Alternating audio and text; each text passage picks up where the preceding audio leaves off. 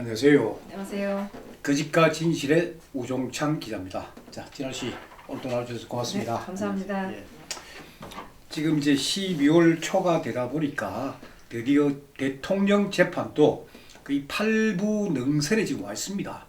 그럼 물론 대통령께서는 법정에 안 나오시는데 어떻게 재판이 그래 되고 있느냐 그런 의문을 갖겠지만은 사실은 대통령 사건과 최서원 피고인의 사건은 거의 90%가 같습니다. 거의 같은데 지금 최서원 피고인의 그 사건이 12월 7일 목요일 그리고 12월 8일 금요일 그 양일간에 걸쳐가지고 지금 PT 프레젠테이션을 통해가 이 사건의 주요 쟁점들만 검사하고 변호사 간에 지금 공방이 지금 벌어지고 있습니다. 그 움직임을 제가 법정에 또 가봤기 때문에 그걸 제가 좀 설명을 드리면서 그러면서 결국 박영수 특검이 한 게 뭐가 있으며 그리고 윤석열 소위 특검에 파견된 그 팀장 수사팀장 윤석열 검사는 과연 어떤 사람이냐 그럼 한 게 뭐가 있고 하는 부분에 대해서 오늘 좀 설명을 드리려고 합니다. 이 재판을 하면서 한 보름 전에 이경재 변호사가 법정에서 의견서를 통해서 밝혔습니다.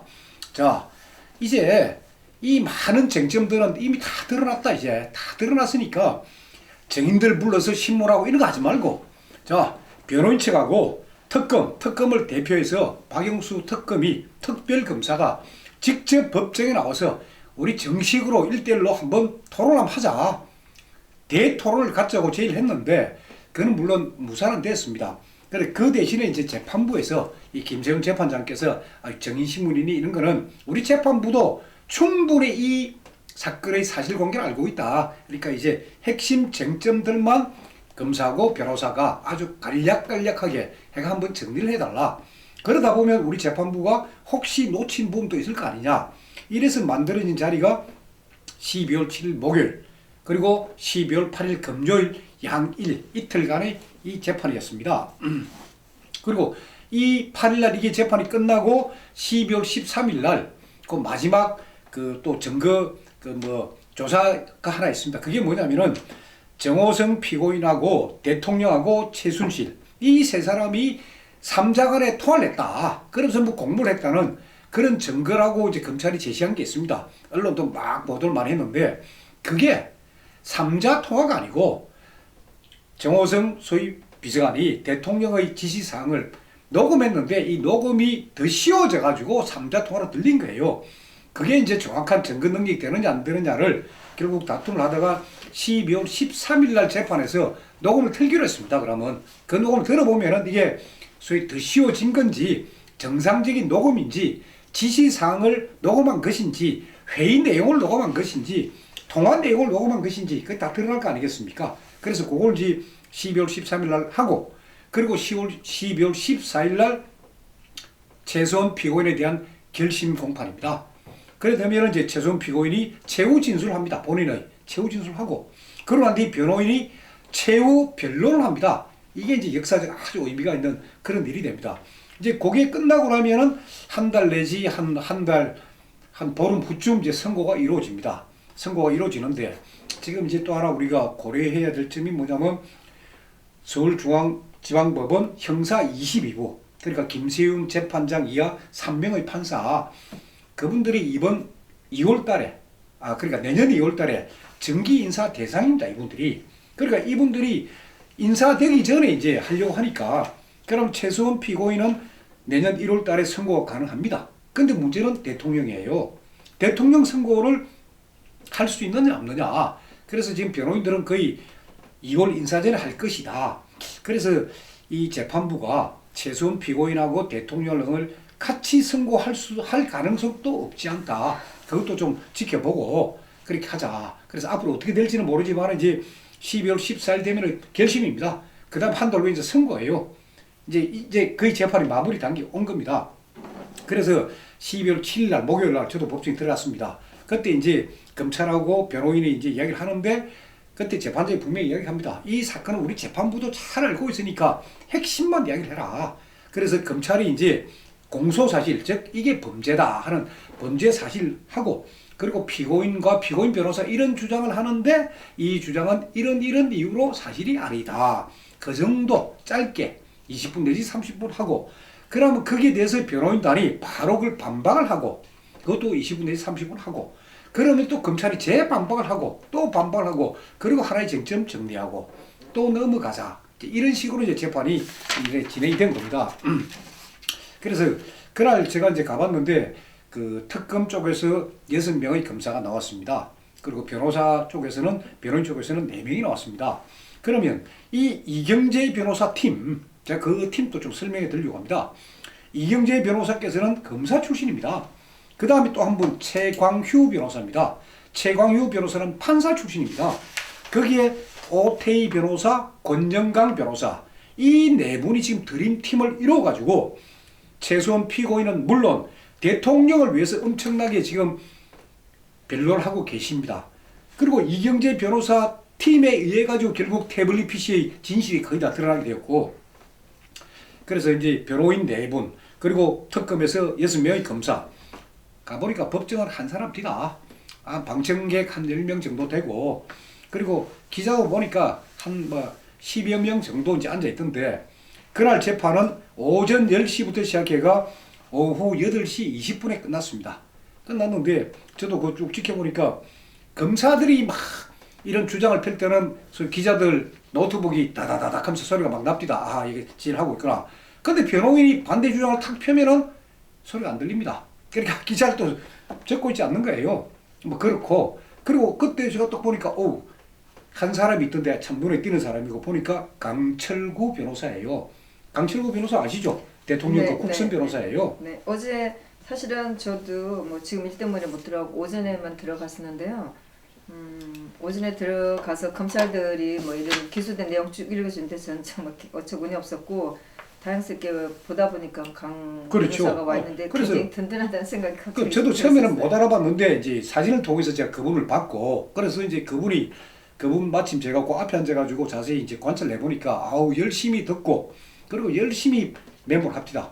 메모하고 아주 막 특히 이제 눈매가 그분 보면 눈매가 날카롭지 않습니까? 눈매가 네. 상당히 날카로워가지고 인상적인 분이고 그래서 사실 이제 대통령의 변호인단이 비록 국설이지만은 그래도 이 최소한 피고인하고 대통령이 거의 똑같은 지금 공범으로 돼 있는데 그렇다면은 목요일 날 재판에 와가지고 한번 지켜보면서 해야 되는데 뭐 다른 안 하더라도 이 강철구 변호사입니다. 그분만 혼자 오셔가지고 쭉 하던데 그래서 제가 그분 한번 검색을 해봤어요. 어떤 분인가 보니까 1970년생 올해 47입니다. 충남 당진 출신이시고 그리고 학교는 수원대 법학과를 나왔습니다. 그리고 2005년에 사시에 합격을 해가 그래서 이분은 주로 국선 전담 변호인이에요. 그러니까 돈 없고 불쌍한 사람들 그분들 위해서 내가 변호사 활동을 하겠다 하는 막 그런 분이다. 뭐 기대는 별로 기대는 안 그래도, 했는데요. 어제 예. 나온 거 보니까 좀 기특하다 그럴까? 그러니까 그런 밤 생각이 좀 7시까지 아침 10시부터 밤 7시까지 지켜보면서 있는데 야 참 아주 진지한 분입니다. 제가. 그래서 이제 이날 PT 양쪽 쟁점 뭐냐? 첫째 하나 딱 그거예요. 결국 핵심은 뇌물 관련 부분입니다. 그러니까 대통령과 최순실이 뇌물 사건의 공범이 아니냐, 경제 공동체냐, 공동지감이 아니냐, 이런 부분들 그리고 공모했다면은 공모의 증거는 뭐냐 하는 부분. 다음에 삼성이 정유라의 승마 지원을 하고 그리고 또 삼성이 영재센터 동해서부 영재센터에 자금 지원을 하고 또 삼성이 미르 K스포츠 재단에 출연금을 내고 이런 것들이 부정한 청탁과 대가성 있는 그런 뇌물 수수냐 아니냐 그게 또 쟁점이었고 그 다음에 이제 롯데 70억 SK 89억 사건 그리고 이상화 하나은행 지점장 그 사람 뭐 소위 승진시킨 거 그것도 청탁이냐 아니냐 그리고 이제 미얀마 뭐 K타운 거기에 최소한 피고인이 도와주고 주식 얼마를 받은 게 그게 알선 수준이 아니냐. 네, 뭐 어제 그런 이야기들이 이제 쭉 다 나오는데 그러니까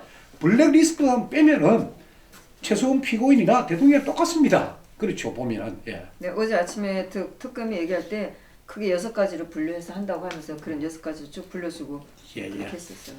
그러면서 이제 하는데 그 제가 보니까 검찰이 이제 제시한 증거 그러니까 저도 이 기록을 많이 봤기 때문에 저도 나름대로 증거들 다 하는데 검찰이 법정에서 참 제시한 증거라고 하는 게 장시호 진술입니다.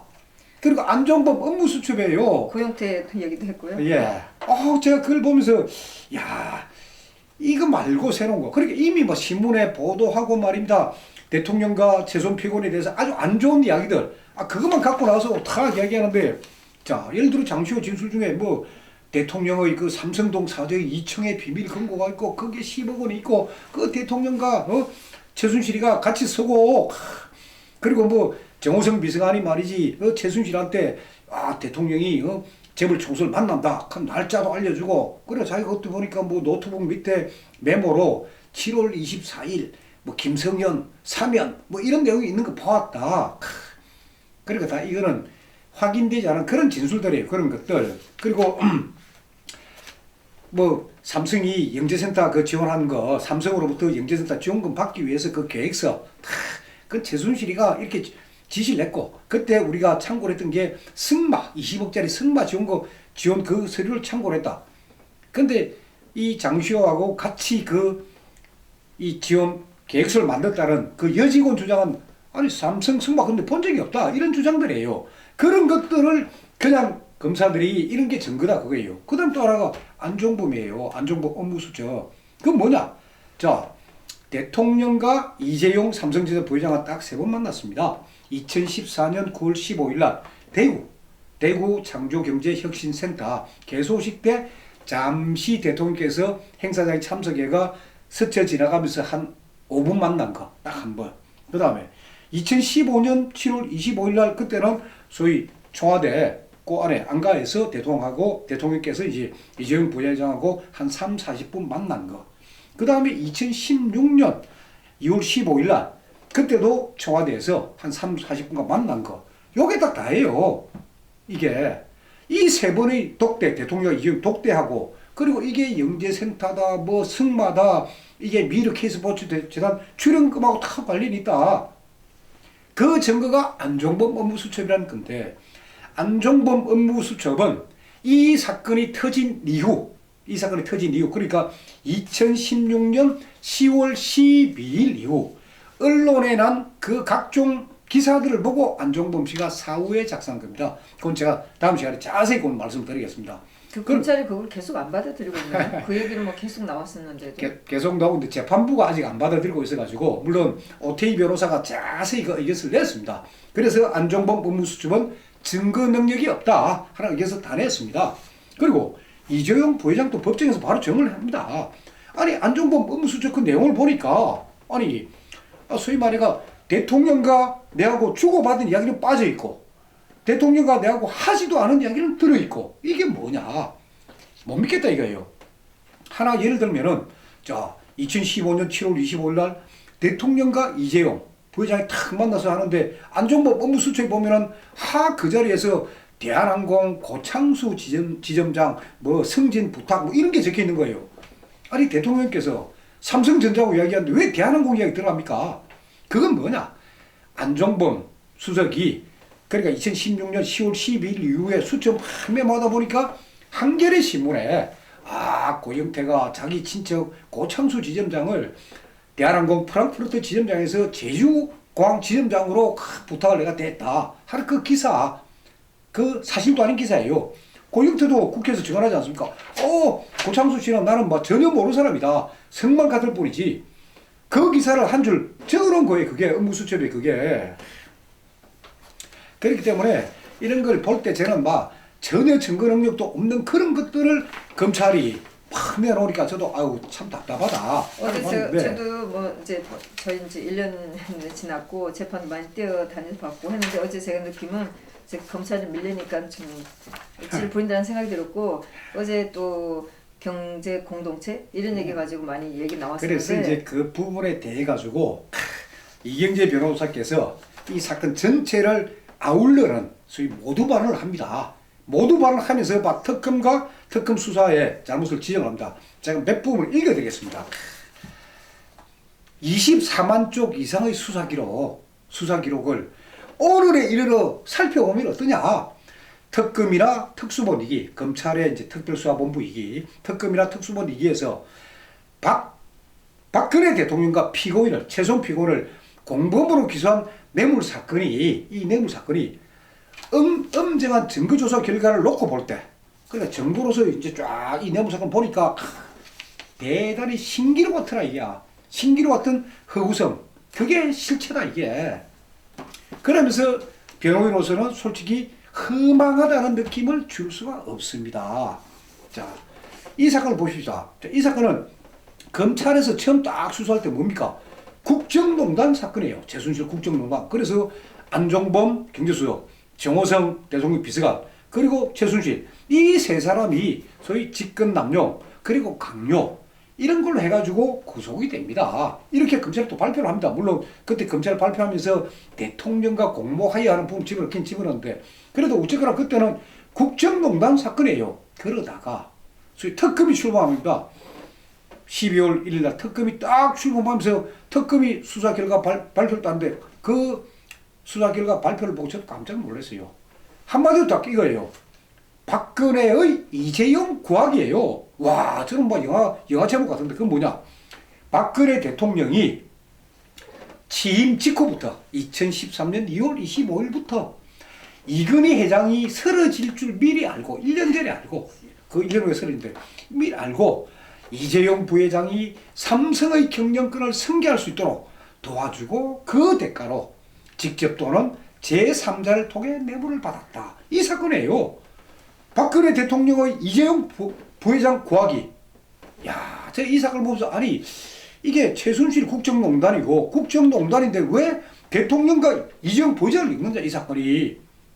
자, 전 그거 보면서 참 이상하다 이 생각을 했었어요. 삼성에 대한 예. 그래서 결국 이경재 변호사가 이 발을 바로 주장합니다. 박근혜 대통령의 탄핵과 정권 교체를 추구하는 정파, 특정 정파, 그 특정 정파의 정치 목적 달성을 위한 사법적인 도구로서 박근혜 대통령에게 그 도구로서 박근혜 대통령과 최순실 피고인을 공범으로 엮어서 뇌물죄를 적용하고 기소했다. 이게 변호인의 판단입니다. 하고 얘기 받습니다. 그러면서 이제 바로 그 이야기입니다. 아니, 차고 넘친다는 뇌물 증거, 아니, 어디 있느냐 이거죠. 그 증거 내놔라 이거죠. 그러면은, 왜 이 특검의 수사가 이렇게 부실 수사가 되고 왜 그렇게 되었느냐. 그 부분을 또 이경재 변호사가 아주 절묘하게 짚고 있습니다. 자, 특검은 바로 이 특별검사입니다. 특별검사는 이 법률에서 특검법에 의해서 수사 및 공소 유지를 주도적으로 해야 됩니다. 그러니까 국민의 이목을 끄는 대형 사건이 났는데 젊은 막 일반 검사들보다는 나이도 있고 경륜도 있고 사회 경험도 많은 그런 소위 말해가지고 중견 법조인들이 나서가지고 특검 내지 특검보를 맡아가 이 사건을 제대로 밝혀달라 하는 그 뜻에서 만들어진 게 그게 특검입니다. 이게 특검이 돼야 되는데 아이고 이게 변호사님 바로 지적하고 있습니다. 특검은 국회로부터 법에 의해서 직접 위임을 받았다. 권한을 위임받았고 그리고 파견검사, 특검의 파견검사는 보조자다 이거죠. 특검과 박영수 특검과 4명의 특검보, 박충건 특검보, 양재식 특검보, 이규철 특검보 등 4명. 이 4명이 수사하고 공소유지를 해야 됩니다. 해야 되는데 파견검사는 보조자예요. 보조자인데 근데 유감스럽게도 변호인들은, 그러니까 이경재 변호사를 위한 4명의 변호인들은 특검이나 박영수 특검이나 특검보 명의로 조사 작성된 조서를 아직까지 발견하지 못했습니다. 네. 아니, 그러니까 저도 솔직히 박영수 특검 수사 잘한다 하니까 그분이 신문 조서를 저도 한번 보고 싶었거든요. 야, 이분은 어떤 식으로 진짜 피의자를 신문을 할까? 기자로서 저도 참 궁금하게 볼락했는데 아이고 특검에 불려간 이제 거물급인 사람 일단 이재용 부회장이 있을 거 아닙니까? 그럼 이재용 부회장이 왔으면은 아니 저 같은 경우라도 얼굴에도 한번 보고 뭐 조사라도 좀 하고 싶은데 박영수 특검이 저는 당연히 조사한 줄 알았는데 김영철 검사가 했더라고요.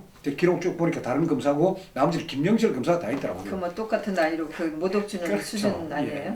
아 그리고 또 하나 우병우 민정수석 그래도 청와대 민정수석이고 검사 출신이고 소위 말해가 뭐 대단한 법률 전문가라면은 박영수 특검 직접 상대해서 불러가지고 와 저는 그래도 우병우 민정수석 정도는 박영수 특검 했겠구나 싶어서 보니까 그는 이복현 검사예요. 이복현 검사가 수사한 거예요. 그러면 특검이 한 게 뭐냐? 박영수 특검. 자, 그러면서 이경재 변호사 바로 주의갑니다. 이거 박영수 특검이나 특검보 명의로 조사 작성된 조서는 아직까지 발견하지 못했고 모두가 파견 검사의 팀장이 윤석열 검사입니다. 윤석열 검사 휘하의 검사 20명에 의해서 조서가 작성됐습니다. 그러니까 박영수 특검이 자신의 수사 책무를 윤석열 파견 검사 팀장에게 일괄 화도급 주었다. 일괄 화도급 주었다. 이런 표현을 썼어요. 네, 어제 저도 그런 많이 들으면서도 예. 굉장히 많은 걸 깨달았고요. 예. 정말 이럴 수가 있나 그러니까 싶었었어요. 이 같은 특검의 일괄 하청 구조, 하청 구조 아래 수사를 하다 보니까 부실 수사 우리 여기 있다는 거예요. 그리고 자 수사도 그렇다 치고 다음 공소유지예요. 공소유지. 자 박영수 특검 공언하지 않았습니까? 국민들은 세계의 재판을 보게 될 것이다. 그러면은 재판장이 나타나야죠. 박영수 특검이 소위 공소를 그래 소위 말해가 공소유지를 위한 거기에 재판장이 나와서 다 해야죠. 과거 특검이나 특검보들은 공소유지나 특검이 다 했습니다. 특검도 했는데 아니 박영수 특검은 나오지도 않습니다. 유일하게 이재용 부회장 그 결심할 때 구형할 때 한 번 삐치고 한 게 삐친 게 뭐 있어요? 공소유지 마저 지금 파견 검사들이 지금 다 하고 있습니다. 이 모든 것들을 그러니까 수사도 그렇고 공소도 그렇고 하도 다 주고 그러면 박영수 특검 한 게 뭐냐? 아무것도 안 했어요. 그건 뭐 한 40대 초반에 검사들이 나와서 제가 봤을 때 대통령이나 다른 분들 전부 다 망신 주는 그런 신문을 하고 있는 것 같았어요. 그래서 이경재 변호사가 이 모두 발언에서 결론을 그렇게 내렸습니다. 이러한 수사 과정, 절차, 그리고 공소 이런 관계를 볼 때 이 뇌물 사건 판단을 할 때 이런 요소들을 아주 고려하셔야 됩니다. 그러니까 수사라니까 완전 날린공사, 부실 수사 이런 식으로 돼 있다는 거 전체 틀을 말씀하셨고 나머지는 차근차근 다 이제 박스를 내셨는데 이근재 변호사님 할 때 굉장히 좀 차분하게 해서 감동적이었었어요. 저는 예. 들었을 때. 그래서 우리 특검법에도 특별검사에게는 특별한 대우를 합니다. 자, 특검은 4명의 특검보와 30명 이내의 특검 수사관을 임명할 수 있고 자, 특별검사 보수와 대우는 고등검사장에 준합니다. 차관급이에요. 차관급에 준해서 하고 특검보는 검사장에 준해서 한다.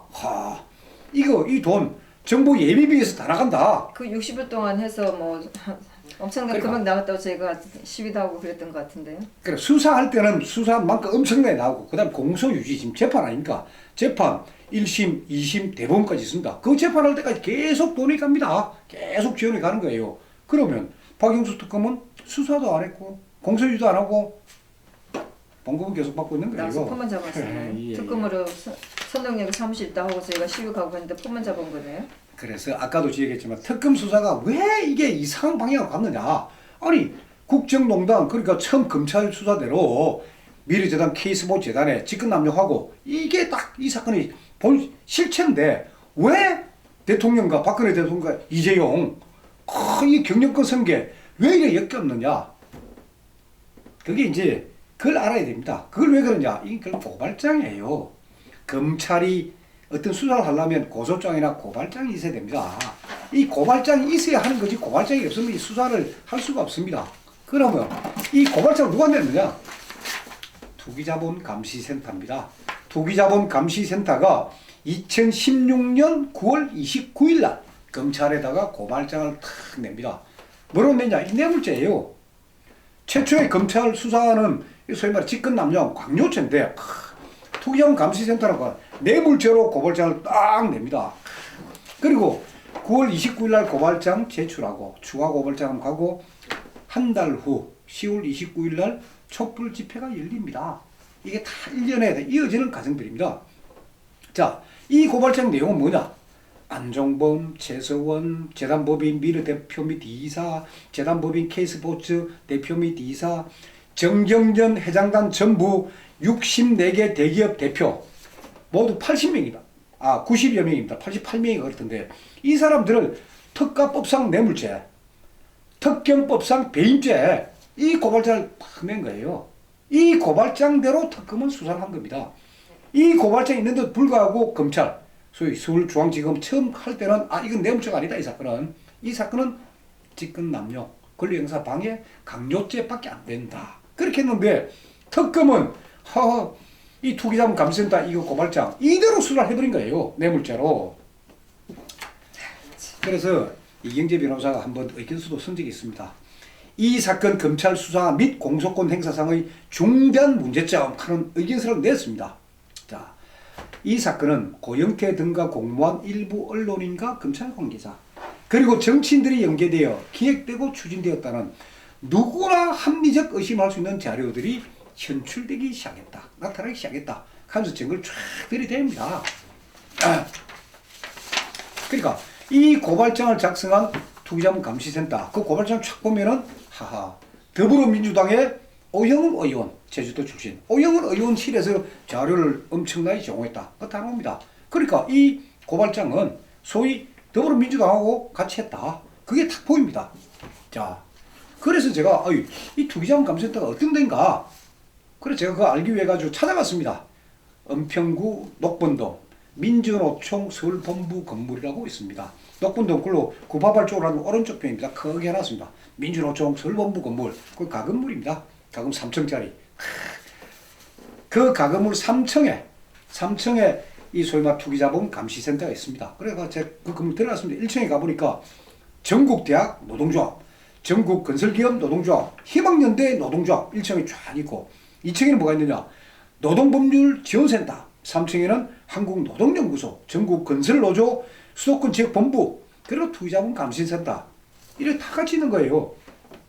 제가 그때 제 조수 하나만 있었으면 저도 그 사무실 들어갔습니다. 직접 가서 보고 몇 명이나 활동하는지 몰랐는데 제가 혼자 되다 보니 진짜 약간 겁이 납니다. 아까 어떤 해코지를 당할지 몰라서 그래서 제가 들어가 보진 않았습니다. 들어가 보진 않았는데 딱 그 보는 순간에 투기자본 감시센터는 민주노총의 전위대구나.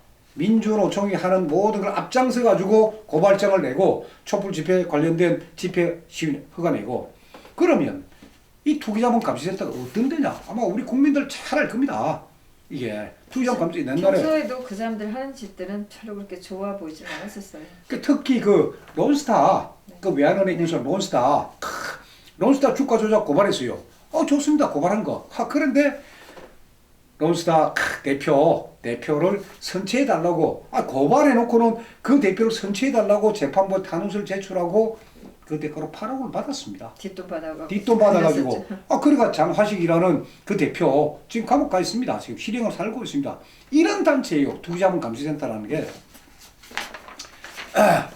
그리고 또 하나 민주노총의 경우에 민주노총 서울시 본부도 마찬가지인데 민주노총의 경우에 보면은 2002 그러니까 김대중 정부 시절 2001년부터입니다. 2001년부터 정부 지원을 받고 있습니다. 정부로부터 자기네 말로는 국고지원금 및 정부지원금은 건물, 토지 등 부동산과 최소한의 관리 유지비를 포함한 비용으로 한다. 하면서 최소한만 받겠다 해놨는데 민주노총 이 서울본부가 서울시로부터 수령한 보조금이 2013년에 3억 8천만 원, 2014년에는 3천 원이었지만은 2016년에 15억 원입니다.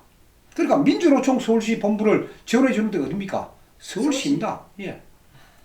자, 결국은 투기자본 감시센터 그것을 제출한 한 통의 그 고발장이 촛불 집회 그리고 대통령 탄핵 그리고 특검 발족 그 이어지는 거대한 도화선이 된 겁니다. 그래서 이경재 변호사께서 그런 이야기를 합니다. 소위 말해가지고 이 특검은 민주노총의 좋은 대로 그래 아주 부드러운 표현을 쓰는 좋은 대로 그래 쉽게 말하면 민주노총이 지시한 대로 수사를 했다. 그걸 바로 법정에서 다 이야기를 합니다. 그러니까 이런 걸 갖고 이제 특검이 소위 말해 증거라고 내놓으니까 그 증거로서 전혀 가치가 없는 거죠. 그리고 또 하나 저도 이제 이걸 하면서 독자들이 제보가 많이 들어옵니다. 제보가 많이 들어오는데 지금 저도 전혀 생각지 않았는데 제보 중요한 제보를 하나 받았습니다. 윤석열 검사입니다. 그래 윤석열 검사는 소위 서울중앙지검장입니다. 그러니까 검찰총장 다음에 검찰 내 2인자입니다. 근데 이 윤석열 검사가 BBK 이명박 대통령 관련된 네. BBK 특검에 파견된 검사라는 겁니다. 자, BBK 보세요. BBK 그때 뭐 탁 수사해가지고 뭐 BBK 의혹이 없다. 그래서 그 결론 났습니다. 정호영 그때 특검이었습니다. 정호영 변호사가 이제 특별검사를 맡다가 아무 탈이 없다는데 지금 보세요. 그걸 엎었다. 수사를 완전히 잘못했다 해가지고 지금 정호영 특검을 고발이 돼 있습니다. 지금 고발이 돼 있는데 그럼 이 윤석열 씨도 같이 들어가야 되는 거 아니에요? 이 고발해야 된 이 고발한 이 사건 수사의 주체가 윤석열 지검장인데 그러면 이런 중요한 사건 같으면은 특수부나 아니 좀 뭐 중요한 부서에 배당을 해야 되는데 이게 지금 형사 1부에 서울중앙지검 형사 1부에 배당됐습니다. 서울중앙지검 형사 1부는 어떤 데냐? 제일 노련한 검사가 1부장입니다. 그러니까 전국 검사 중에서 제일 선임자가 서울중앙지검 형사 1부장입니다. 그러니까 이분은 소위 말해가 복잡하고 정치적으로 민감하고 그런 사건들을 딱 받아가 1, 2년 딱 갖고 있다가 그냥 떠나버리는 이런 자리예요. 그걸 윤석열 중앙지검장이 왜 형사 1부에 배당을 했느냐? 수사하지 말라는 이야기예요. 왜 수사하면 어떻게 되느냐? 자기가 정호영 특검팀에 파견 나가 파견 검사로서 자기도 BBK 다스 여기 이명박 대통령과 전혀 관계없고 이거 잘됐다 이렇게 덮은 사람들입니다. 그게 이제 드러나면 어떻게 됩니까? 그러니까 수사 못하게 해놓은 거예요. 그래서 제가 윤석열 이 중앙지검장의 경력을 보니까 2008년도 BBK 이 특검 수사 때 BBK 수사 때 파견된 이후에 좋은 자리에 계속 갑니다. 왜? 현직 대통령 의혹 사건을 덮었으니까. 좋은 자리에 어디 가느냐? 제가 일부러 물리고 물리는 검사들이 맞습니다. 이제 앞으로 어떻게 대구지검 특수부장 갔다가 대검 중수부 2과장 갔다가 1과장 가고 서울중앙지검 특수 1부장 되고 그러니까 이명박 대통령 시절에 참 좋은 요직은 다 거칩니다. 그런 분이 윤석열 중앙지검장입니다. 그때 BBK 이거 특검가가 덮었고 지금 보십시오. 박근혜 대통령과 최소한 피고를 엮고 3선까지 엮어가지고 덕분에 제일 5단계나 건너뛰어서 그 자리 그러니까 제일 좋아하는 사람 차지하셨어요? 누구겠습니까? 이 정부예요. 제일 좋아하는 거 하고 있으면 이 정부 내내 뭐 또 확실하게 소위 순탄대로를 가겠지요. 그래서 그 부분에 대해서는 제가 다음 시간에 조금 더 자세히 좀 말씀드리겠습니다. 오늘은 이 정도로 하겠습니다. 고맙습니다. 감사합니다.